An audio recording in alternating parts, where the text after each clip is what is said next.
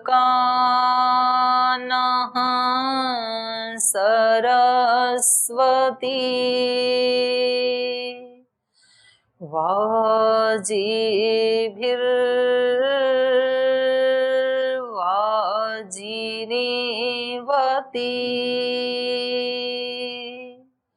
यज्ञं वष्टु धिया वसु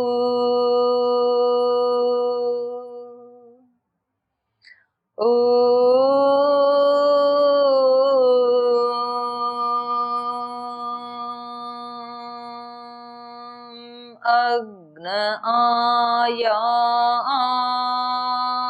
आयाहि वीतये गृणानो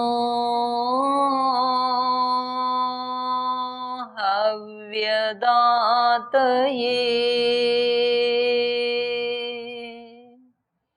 निहोता सत्सि बर्हिषि ॐ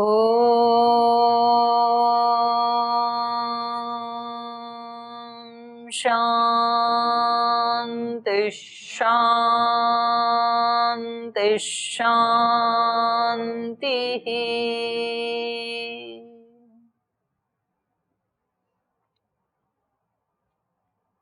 जीवन दर्शन कक्षा में आप सभी का स्वागत है।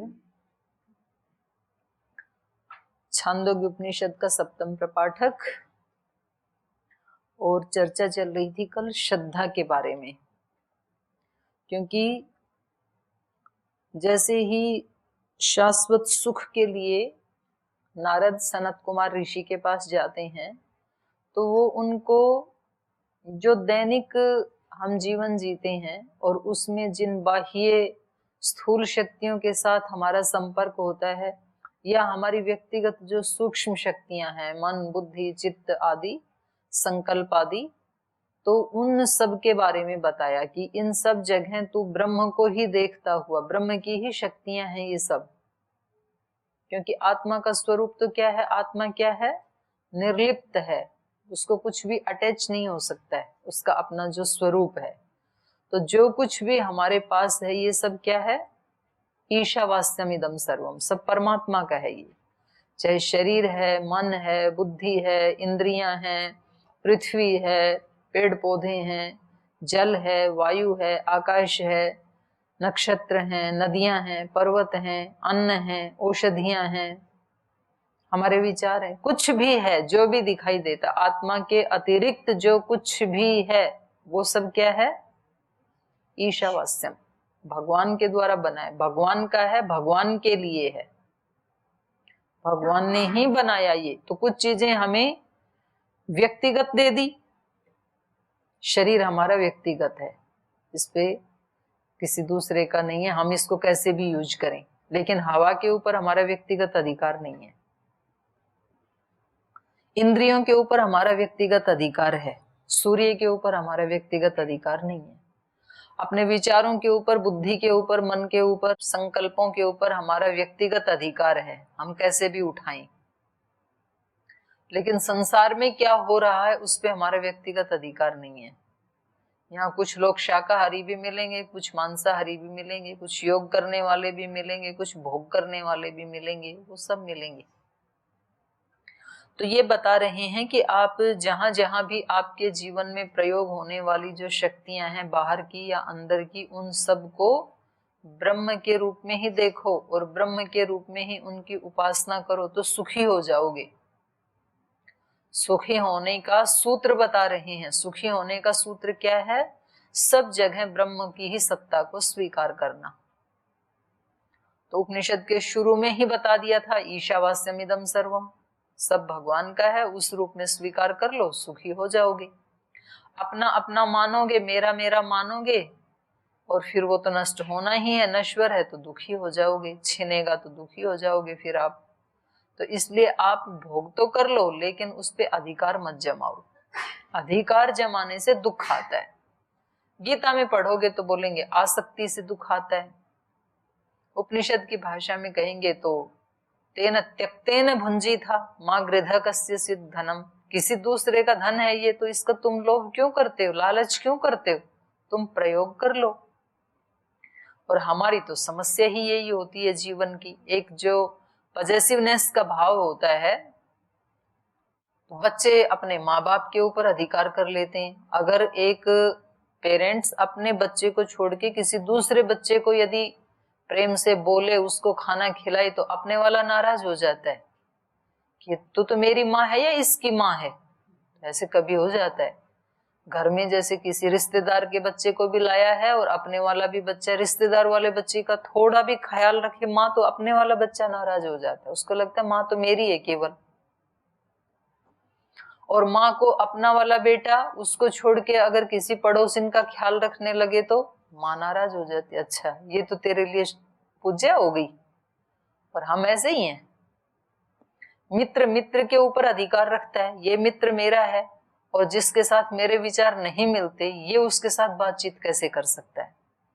जिसके साथ आपका झगड़ा हो रखा है उसके साथ किसी दिन आपका मित्र आपको बातचीत करते हुए दिखाई दे जाए तो कमरे में आके क्या करोगे फिर? अच्छा तू उसके साथ बातें कर रहा था, इसका मतलब तू कहीं मेरे से तो धोखा नहीं कर रहा है, मेरे से बातें पूछ के उसको बता रहा हो। कभी पति पत्नी परस्पर अधिकार का भाव रखते हैं, ये मेरा पति है ये मेरी पत्नी है, तो कोई दूसरा देख भी नहीं सकता है उधर। तो ये पकड़ने का जो भाव है परिग्रह का, इसलिए तो अपरिग्रह कहा। तो ये फिर हमारे लिए दुख देने वाला है, और भगवान का है ऐसा समझ के प्रयोग करते जाएं और उसके ऊपर अधिकार ना माने, ये सुखी होने का तरीका है। सुखी हो जाओ, 1 मिनट में हो जाओ, क्या दिक्कत है, कहीं भी अपना अधिकार मत मानो, बस इतना सी बात है। फिर उसका प्रयोग करो, उसकी मनाही नहीं है, पर उसमें आसक्ति मत रखो। तो यही इन्होंने सिखाया। तो ऐसे सिखाते सिखाते फिर उन्होंने कहा कि देखो ऐसे तो मैं बताता जाऊंगा आपको, आप प्रश्न पूछते जाओगे, लेकिन आपको ये खुद रियलाइज करना चाहिए, इस सत्य को खुद जानना चाहिए। मैंने तो कह दिया इसको भी ब्रह्म मानो, इसको भी ब्रह्म मानो, ब्रह्म समझ करके उपासना करो, मन को भी ब्रह्म मानो, संकल्प को भी, आशा को भी, स्मृति को भी, ध्यान को भी, चित्त को भी, अन्न को भी, जल को भी, तेज को भी, मैंने तो बता दिया। लेकिन तुम कब मानोगे उसको ब्रह्म? जब तुम खुद उसका साक्षात्कार कर लोगे सत्य का। ये सत्य जब तुम्हारा बन जाएगा तब ये तुम्हारे जीवन में घटित हो पाएगा, वरना तो नहीं हो पाएगा। तो तुम अतिवादी मत बनो, केवल प्रश्न पूछते रहे, बस प्रश्न प्रश्न से पेट नहीं भरने का है। अभी यहां आप मेरे सामने लड्डू, पूरी, खीर, हलवा, जलेबी, बर्फी, सब की बातें बातें करते रहें और 2 घंटे तक बात करते रहें, 1 बजे तक बात करते रहें, तो पेट भर जाएगा आपका?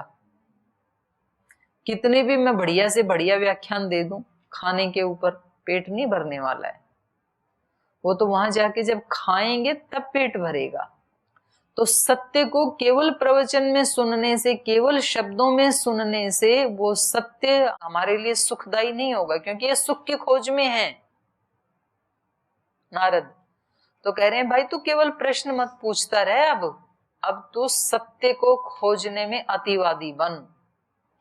तो कह रहे हैं ठीक है, तो फिर बताओ मैं कैसे सत्य को प्राप्त करूं? तो बोले सत्याचरण व्यक्ति तब करता है जब उसके अंदर ज्ञान होता है। तो ज्ञान की अभिप्सा कर, ज्ञानी बन, विज्ञानी बन। तो बोल जी ज्ञानी कैसे बनूं?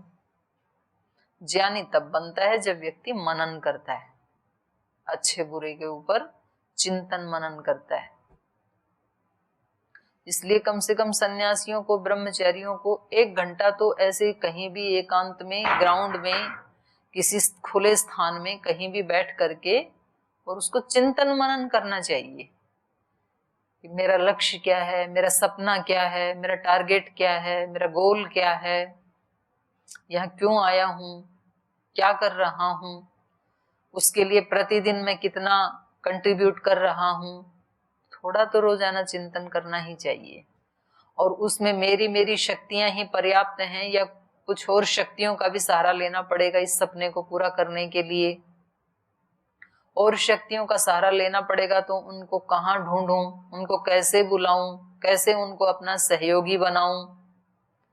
तो देखो, जब बड़ी बड़ी शक्तियां हमारी सहयोगी बन जाती हैं ना, तो बहुत बड़े काम झटके में हो जाते हैं। दैवी शक्तियां जब हमारी सहयोगी बन जाती हैं तो हमारे बहुत बड़े बड़े काम जो हमारे से नहीं हो पा रहे थे, हमारे से आलस्य नहीं छूट रहा था, हमारे से प्रमाद नहीं छूट रहा था, हमारे से झगड़ा नहीं छूट रहा था, हमारे से ईर्ष्या द्वेष नहीं छूट रही थी, और हमने आह्वान किया कि आप आके हेल्प कर दो ना हमारी, वो आते हैं और हम देखते हैं कि तो चेंज हो गया। जो मन का भारीपन था वो चला ही गया, मन हल्का हो गया, उन्होंने कर दिया वो काम। तो सहयोग जरूर ले लेना चाहिए। कुछ लोगों का अहंकार इतना प्रबल होता है कि वो कहते हैं नहीं, हम दूसरे से नहीं मांगेंगे और भगवान से भी नहीं मांगेंगे। भगवान से क्या मांगना, भगवान से तो खूब मांगना, क्योंकि भगवान हमारे माता पिता हैं, हमारे हैं, अपने हैं हमारे, तो क्यों नहीं मांगे उनसे। हम जो कर सकते हैं उतना हम भी करें, लेकिन हम एक अहंकार में खड़े होकर के ना करें। जैसे बच्चे खूब पुरुषार्थ करते हैं तो माता पिता खुशी होते हैं ना, लेकिन वो माता पिता के सामने माता पिता के कॉम्पिटिटर बन के थोड़े पुरुषार्थ करते हैं। तुमने तो कुछ नहीं पढ़ा, देखो अभी हमने कितना पढ़ लिया। और यदि ऐसा करेंगे तो दुख पाएंगे वो बच्चे फिर। तो उनको खूब पढ़ाई करनी है, लेकिन कैसे करनी है, अपने माँ बाप के सामने विनम्र बन करके, उनका आशीर्वाद लेकर के। तो फिर माँ आशीर्वाद देगी तो खूब बड़ा आदमी बनेगा, माँ तो बोलती यही है। तो भगवान के सामने विनम्र बन के उनके चरण शरण में रहते हुए हम पुरुषार्थ करेंगे तो भगवान हमें आशीर्वाद देंगे। उनका आशीर्वाद ही हमारी शक्ति है। जो श्रद्धा की बात हो रही थी ना, तो योग दर्शन में आता है कि ये जो श्रद्धा है ये मां की तरह से योगी की रक्षा करती है। ईश्वर प्रणिधानात् वहां इसकी चर्चा की है। श्रद्धा वीर्य स्मृति समाधि प्रज्ञा पूर्वक इतरेषाम, तो वहां श्रद्धा की चर्चा करते हुए कहा है व्यास ऋषि ने कि ये माता की तरह योगी की रक्षा करती है ये श्रद्धा। तो ये कितनी बड़ी चीज है अगर हम श्रद्धा युक्त होकर के करेंगे तो इसलिए इन्होंने कहा कि आप मनन करो। अगर आपको खास ज्ञान अपने आप अंदर से उत्पन्न होगा। देखो, कुछ चीजें ऐसी हैं जो बाहर कभी भी नहीं मिलेंगी, जैसे ज्ञान बाहर से नहीं होगा। कितने भी पुस्तकें बांच लें, कितने भी हम डिग्रियां ले लें, कितने भी प्रवचन सुन लें, ज्ञान नहीं होगा। इंफॉर्मेशन हो सकती है, ज्ञान अंदर से होगा। सुख कभी भी बाहर से नहीं मिलेगा। हमारा भ्रम है, इसलिए हम बाहर से लेने के लिए दौड़ धूप कर भी रहे हैं। हमें लगता है उस डिग्री से मिलेगा, उस व्यक्ति से मिलेगा, उस वस्तु से मिलेगा, उनको जुटाने में लगे भी हुए हैं। आप पढ़ाई भी इसीलिए कर रहे हैं, आपको लगता है कि जब यहाँ दर्शन से एमए कर लेंगे तो सुख मिलेगा। नहीं मिलेगा। एक डिग्री मिलेगी केवल, सुख नहीं मिलेगा। सुख है नहीं ना वहां। तो ज्ञान अंदर से मिलेगा, सुख अंदर से मिलेगा, शांति अंदर से मिलेगी, शांति बाहर नहीं मिलेगी, प्रसन्नता अंदर से मिलेगी। वो है ही पहले से ही, वो ही हमारा स्वरूप है। और जो उधर ढूंढने के लिए मुड़ जाता है उसको निश्चित रूप से मिलती है। किसी को ज्यादा मिलेगी, किसी को कम मिलेगी, लेकिन मिलेगी पक्का, गारंटी मिलेगी, है ही वहां पे, पहले से ही है। तो जितना जितना उसको टच करेंगे उतना उतना मिल जाएगा। पूरा वहां जाएंगे तो पूरा मिल जाएगा। तो इसलिए सनत कुमार जी बता रहे हैं कि आपको सत्य को जानना है तो आपको पहले सत्याचरण वही करेगा जिसको सत्य का ज्ञान हो। तो बोले जी ज्ञान कैसे करूं? ज्ञान उसको होगा जो मनन करेगा, आगे पीछे कुछ सोचता ही नहीं है, मनन करता ही नहीं है, तो उसको कैसे ज्ञान हो जाएगा? फिर मनन कैसे करें? बोले मनन तो मति होगी तब करोगे। वो मेधा बुद्धि मति है ही नहीं तो मनन कैसे करेंगे? अगर बुद्धि क्षुद्र है, इसलिए श्री अरविंद की प्रार्थना मेरे को एक याद है, तो वो भगवान से प्रार्थना करते थे, हे माँ हमें क्षुद्राशयता से बाहर निकाल, हमें उदार चेता बना, उदार चित्त वाला। हमारा चित्त अभी क्षुद्र है, कुछ लोगों को हम अपना मानते हैं, कुछ लोगों को विश्वसनीय मानते हैं, बाकी को नहीं मानते हैं। तो ये हमारा दोष है, हमारे चित्त की क्षुद्रता है ये, और ये हमारे से तो हट नहीं पा रही है।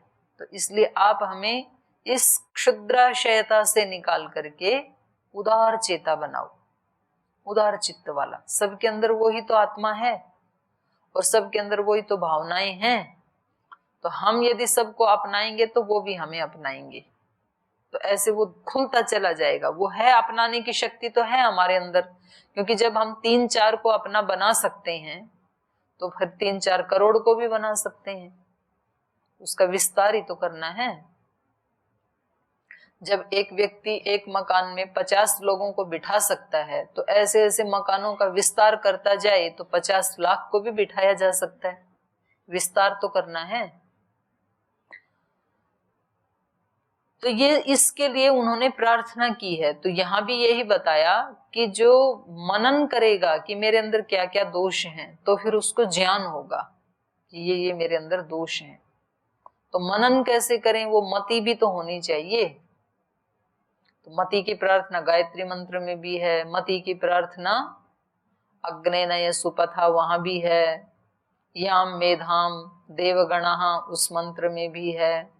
तो पूरे हमारा वैदिक साहित्य में ज्यादातर बुद्धि की शुद्धि या बुद्धि की विराटता, बुद्धि की पवित्रता, इसके लिए प्रार्थना की गई है, क्योंकि उसी से सारा जीवन संचालित होता है। तो इसलिए इन्होंने कहा मति की उपासना कर। तो वो मति कैसे मिले, फिर ऋतंभरा प्रज्ञा कैसे मिले? तो बोले वो तो श्रद्धा से मिलेगी भाई। वो अपने अहंकार से या पुरुषार्थ से या मेहनत से नहीं मिल सकती है। जब तक आपके अंदर श्रद्धा तत्व की उत्पत्ति नहीं होगी ना, तब तक वो मति नहीं मिलेगी। और श्रद्धा को बढ़ाने का एक ही तरीका है, हर काम कैसे करें? श्रद्धा से। काम करने के पहले एक बार ये संकल्प लें कि इस काम को श्रद्धा पूर्वक करूंगा। हो सकता है बीच में भूल भी जाएं, तो फिर अगला जब करने लगे तब फिर ऐसे ही बोलें, इस काम को मैं श्रद्धा पूर्वक करूंगा। अभी जाके जब यहाँ से उठ के जाओगे ना, तो अभी से ही संकल्प कर लो कि यहाँ से उठ के जाएंगे तो श्रद्धा पूर्वक जाएंगे। आपका जाना भी कैसा होना चाहिए? श्रद्धा पूर्वक, आराम से, शांति से, हो हुल्ला मचाते हुए नहीं, एक दूसरे को धक्का मारते हुए नहीं, कूदते फानते नहीं, योगी की जैसी चाल, ऐसे जाएंगे। फिर वहां जाके बैठेंगे तो भी कैसे बैठेंगे? श्रद्धा युक्त होकर के बैठेंगे भोजन के लिए। भोजन खाएंगे तो भी कैसे खाएंगे? श्रद्धा युक्त होके खाएंगे। एक एक निवाले में ब्रह्म की अनुभूति करते हुए खाएंगे। इसलिए बातचीत नहीं करना, वहां भोजन के साथ बातचीत करना, दूसरों के साथ बातचीत नहीं करना। ऐसे व्यक्ति यदि अपने हर काम को श्रद्धा युक्त, श्रद्धा युक्त, श्रद्धा युक्त इसी राग को अलापता रहे, तो फिर सच्ची श्रद्धा की उत्पत्ति हो जाती है। सब काम में श्रद्धा युक्त होकर के करूंगा। श्रद्धा बहुत बड़ा तत्व है। जिसके पास श्रद्धा है उसके पास तीनों लोक की संपत्ति है। फिर चाहे कुछ भी और ना हो, मेरे पास श्रद्धा है, भगवान के प्रति श्रद्धा है, गुरु के प्रति श्रद्धा है, वेद के प्रति श्रद्धा है, शास्त्र के प्रति श्रद्धा है, अपने से बड़ों के प्रति, माता पिता गुरुजनों के प्रति श्रद्धा है। बहुत बड़ी दौलत है, वो व्यक्ति बहुत अमीर है। और जिसके पास ये नहीं है, फिर चाहे वो करोड़ों का मालिक भी क्यों ना हो, बहुत दरिद्र है। फिर वो तो भावों की भी दरिद्रता, विचारों की भी दरिद्रता, धन की भी दरिद्रता, फिर वो दरिद्र ही होता चला जाता है, संकुचित ही होता चला जाता है वो व्यक्ति। तो वेद में भी कहा श्रद्धयाग्नि समिध्यते, श्रद्धया हुयते हविहि। श्रद्धा से ही अग्नि जलाएं, श्रद्धयाग्नि समिध्यते। किसकी अग्नि? हम अब ज्ञान की अग्नि जला रहे हैं। तो ये ज्ञान की अग्नि हमारी कैसे जले? श्रद्धा पूर्वक। कर्म की अग्नि कैसे जले? श्रद्धा पूर्वक। ज्ञान अर्जित कर रहे हैं तो श्रद्धा पूर्वक पहले भगवान से प्रार्थना करके, मंत्र पाठ करके, शरणागति में बैठ करके, तब यदि हम पढ़ते हैं तो थकते नहीं है फिर, और लगता है पढ़ते ही रहीं, और कब 1-2 घंटे पूरे हो गए पता भी नहीं चलता है। फिर श्रद्धा युक्त होके करते हैं। तो हम कर्म की अग्नि को, ज्ञान की अग्नि को कैसे जलाएं? श्रद्धयाग्नि समिध्यते, श्रद्धया हुयते हविहि, और वो जलती ही रहे। अगर अग्नि में आहुति नहीं डाली तो अग्नि बुझ जाएगी थोड़ी देर के बाद। जलाई आपने, लेकिन जलती कब रहेगी? जब उसमें आहुति डालते रहें, सामग्री घी डालते रहें, तब तो जलती रहेगी, नहीं तो थोड़ी देर में बुझ जाएगी। तो वो आहुति कैसे डालते रहें? श्रद्धया, श्रद्धा के साथ। कर्मयोग, शाम तक कर्मयोग कब बना रहेगा? जब एक कर्म खत्म हुआ तो भगवान का धन्यवाद। इसलिए हम पाठ खत्म होने के बाद क्या करते हैं? शांति ही शांति ही शांति ही 3 बार धन्यवाद करते हैं। और फिर अपने गुरुजनों को, वो जो हमारी इतनी हजारों हजारों ऋषि मुनियों की जो गुरु परंपरा है, उस सबको हम प्रणाम करते हैं, क्योंकि गुरुओं की कृपा से तो हम पढ़ने पढ़ाने का ये काम कर पाए। अगर गुरुजन नहीं होते तो हम ये कर्म कैसे कर पाते, कैसे हम पढ़ा पाते, कैसे हम पढ़ पाते? नहीं हो पाता। तो इसलिए हम बोलते हैं श्री गुरुभ्यो नमः। तो एक काम पूरा हुआ, फिर अगले के लिए फिर श्रद्धा। तो ये क्या है? हम हवि डाल रहे हैं श्रद्धा पूर्वक उस अग्नि में। पहले अग्नि जलाई, फिर उसके बाद श्रद्धा पूर्वक हवि एक डाली, फिर दूसरे काम में लगे, दूसरी डाली, फिर तीसरे काम में लगे। तो वो विचार से भी डाली जाती हैं हवि, भावनाओं से भी डाली जाती हैं हवि, कर्मों से भी डाली जाती हैं हवि, शब्दों से भी डाली जाती हैं हवि। जो हमने आग जलाई थी तो उसमें अनेक प्रकार से हवि डाली जाती है उस आग को जिंदा रखने के लिए। जिन राष्ट्र भक्तों ने अपने दिल में, अपने हृदय में राष्ट्र भक्ति की अग्नि जलाई, वो श्रद्धा पूर्वक जलाई उन्होंने। और उसके बाद वो प्रतिदिन जो जो भारत माता के लिए संघर्ष करते रहे, चुनौतियां झेलते रहे और कठिनाइयों का सामना करते रहे, भगत सिंह जैसे, महाराणा प्रताप जैसे, छत्रपति शिवाजी जैसे महावीर। तो ये सब क्या थी उनके जीवन की रोजाना आहुति। तो वो अग्नि जलती ही रही। फिर श्रद्धयाग्नि समिध्यते, श्रद्धया हुयते हविहि, श्रद्धाम भगस्य मूर्धनि। भग ऐश्वर्य, किसी भी प्रकार का ऐश्वर्य है हमारे जीवन में, वाणी का, ज्ञान का, रूप का, रस का, गंध का, धन का, कैसा भी ऐश्वर्य है व्यक्ति के पास, उसकी मूर्धा पे किसको रखना है? श्रद्धा को। श्रद्धया मूर्धनि भगस्य, भग के मूर्धा पर, सबसे ऊपर, अपने पास जो कुछ भी है उस सब के ऊपर किसको रखना है? श्रद्धा को। श्रद्धा को मतलब जिनके माध्यम से वो ऐश्वर्य आया, उन सब के प्रति श्रद्धा। आज जो मेरे पास कुछ भी है, थोड़ा है ज्यादा है, 1000 रुपए हैं या 1000 करोड़ हैं, उसमें किस किस का कंट्रीब्यूशन है, उन सब के प्रति कृतज्ञता का भाव, श्रद्धा का भाव, ये बहुत आगे बढ़ाता है हमें। आज मेरे पास चाहे थोड़ा ज्ञान है या ज्यादा ज्ञान है, पर इतने से ज्ञान को भी प्राप्त करने कराने के लिए किन किन लोगों का सहयोग रहा, किन किन का इसमें योगदान रहा, उन सब के प्रति श्रद्धा का भाव। तो ये है कि अपने पास जो ऐश्वर्य है उसके ऊपर हम किसको रखते हैं? श्रद्धा को, कृतज्ञता को। फिर उस व्यक्ति को कोई तोड़ नहीं सकता है। कितने भी संघर्ष तो देखो आएंगे जीवन में, कोई ये नहीं कह सकता है आप भले साधु बन जाएं, भले ब्रह्मचारी बन जाएं, गृहस्थी बन जाएं, कुछ भी बन जाएं, वानप्रस्थी बन जाएं, संघर्ष तो आएंगे, क्योंकि जीवन नाम ही परिवर्तन का है। एक जैसी स्थिति रह ही नहीं सकती है यहाँ पे। लेकिन आपका कुछ नहीं बिगाड़ेंगे वो, आपको कुछ ना कुछ प्रसाद दे के चले जाएंगे। बाहर जो मौसम आते हैं वो हमारा कुछ नहीं बिगाड़ पाते हैं। सर्दी आती है तो वो अलग शक्तियां दे के चली जाती है, गर्मी आती है अलग शक्तियां देती है, बारिश आती है अलग शक्तियां देती है, कुछ न कुछ वो दे के जाएंगे। तो जो अनुकूल परिस्थितियां आएंगी वो भी दे के जाती हैं जीवन में, जो प्रेरणा देने वाले आएंगे लोग, वो भी आपको जीवन में कुछ देंगे, आगे बढ़ाएंगे। जो विरोध करने वाले हैं वो भी देंगे, जो आपको अपमान देने वाले हैं वो भी आपको आगे बढ़ा रहे हैं। तो इसलिए अगर ये व्यक्ति श्रद्धा से युक्त रहेगा तो इसका कोई भी परिस्थिति कुछ भी नहीं बिगाड़ सकती है फिर, क्योंकि इसने तो बहुत बड़ा सहारा ले लिया। श्रद्धा तो साक्षात भगवान का ही रूप है, और जिसके पास इतना बड़ा सहारा है जिसके अंतःकरण में, अब उसको भला कौन परिस्थिति परेशान कर सकती है। और कभी कभी तो कांटे भी हमारे पैरों की रफ्तार को बढ़ा देते हैं। रास्ते में कांटे पड़े हों और आपको चलना है तो पैर कैसे रखोगे, फटाफट जल्दी से पार करोगे, उसमें बड़ा ऐसे ठुमक ठुमक के तो चलोगे नहीं, इतनी देर में तो कांटे घुस जाएंगे पैर में। तो पैरों के नीचे जो कांटे होते हैं वो पैरों की रफ्तार को बढ़ा देते हैं और यात्रा जल्दी पूरी हो जाती है।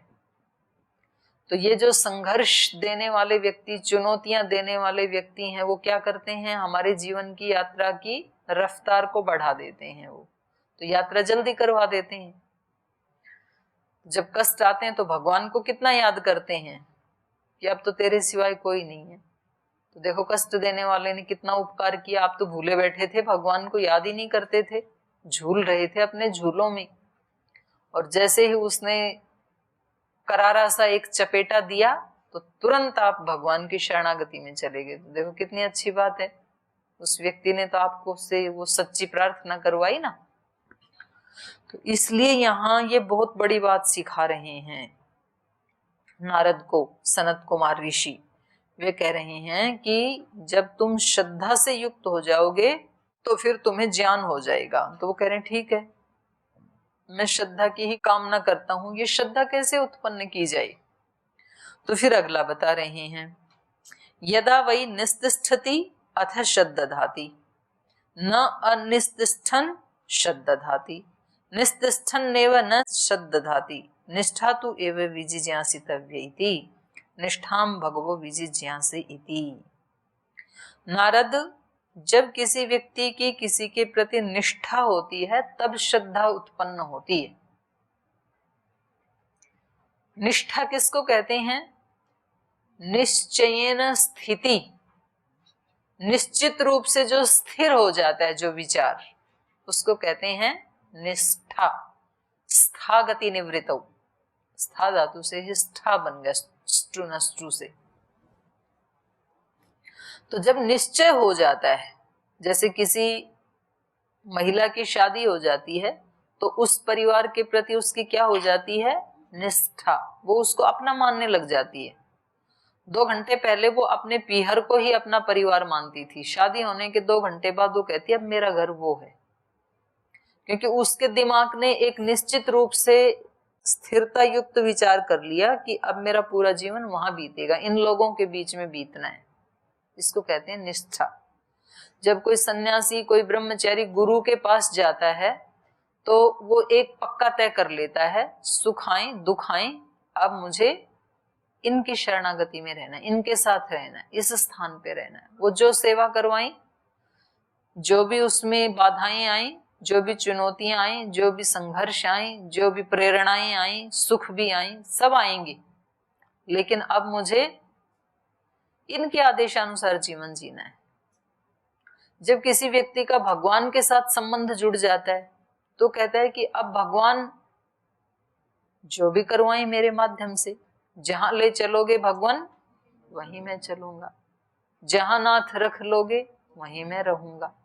वो कहता है जो भी आप जीवन में देंगे, सुख दुख हानि लाभ, जो भी आप देंगे आपकी मर्जी है, न कोई उल्हाना ना कोई अर्जी, कुछ नहीं है, ना कोई शिकायत है, ना कोई डिमांड है, no complaint, no demand, no judgement.